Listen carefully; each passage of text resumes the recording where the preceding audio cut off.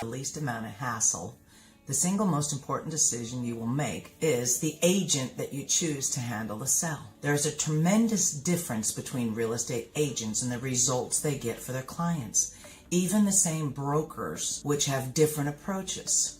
Some are top producers with a great track record. Others are within the company, the same company, are just getting started and may lack the advertising budget and experience required to get you the highest price for your home. So you're really hiring the agent and not the brokerage. So not all agents are equally qualified to market your home, to find that special buyer who will pay the most amount for your home than any other buyer.